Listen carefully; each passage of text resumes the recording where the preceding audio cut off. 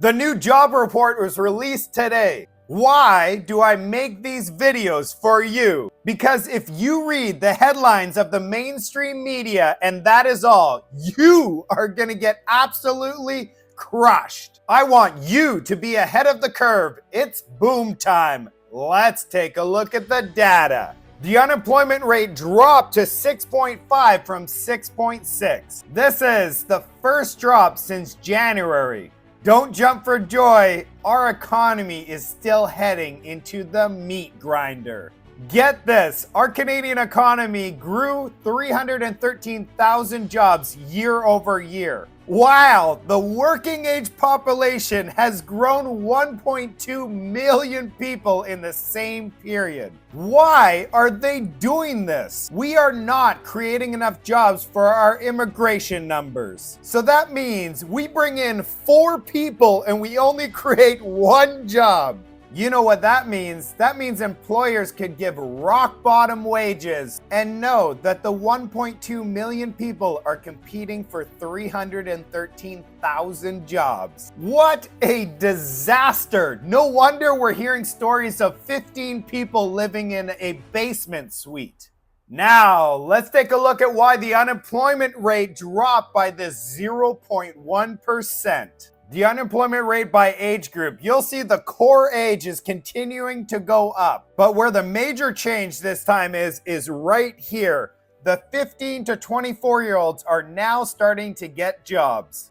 But not by much, only by 1%. We're going from 14.5% to 13.5%. So this little drop here is what resulted in the 0.1% drop there. So get this. The drop in unemployment is from the age group of 15 to 24, which is entry-level positions at rock bottom wages. I wouldn't be jumping for joy for a boom in the real estate market with 15-year-olds coming with their $17.30 an hour wage. I will only get excited if I see job growth in high-paying jobs in an industry that has a long growth horizon. It gets better. Our labor force participation rate continues to fall. That means people are taking their white towel out and throwing it away, and they are saying, I'm out.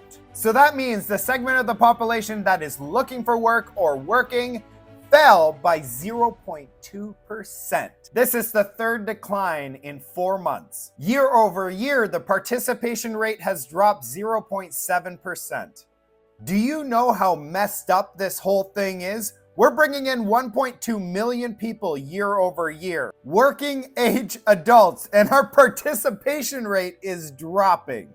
This just shows you how bad things are out there. So that people understand, the 0.2% participation rate drop means that these people could have been considered unemployed. They searched for work for 6 months and are now living in a tent. They have given up completely. And guess what? If you remove the 0.2% from the unemployment number, in reality, the unemployment rate should have dropped by 0.3%, resulting in a 6.3% unemployment rate. That means if we didn't consider all of the people that threw in their white towel, that means our unemployment rate actually would have increased by 0.1% this month.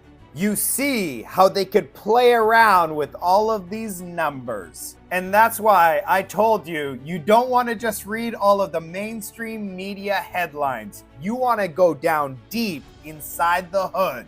The fact of the matter is, our economy and jobs report is the opposite of good. Just so you see that I'm not making things up, 1.2 million in population in the last 12 months. So that people can see the trend, you can see we go up, up, up. Yep, a little drop, but you know it's going up. A few more charts and closing remarks. The participation rate maxed out in February 2023, and it has been going down ever since.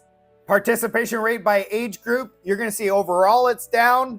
You're going to see that the core age is down, and this one's the one that's concerning. The youth unemployment rate did drop, so we saw a little bit of an increase there, and the bleeding stopped for age 55 and over.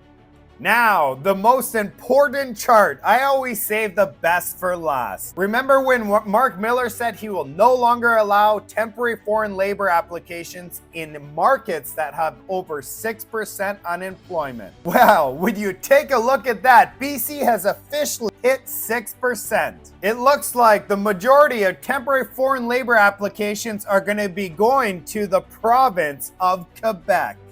The only other places that these temporary foreign labor applications will be looked at will be Manitoba, Saskatchewan, Northwest Territories, and Yukon. But how many people are going to go to those places? To close, what does this mean for interest rate cuts? Well, we have a huge GDP report that's coming out next week before the Bank of Canada's interest rate announcement on October 23rd. And you best believe I'll be reporting on both of those. Love to hear from you in the comment section.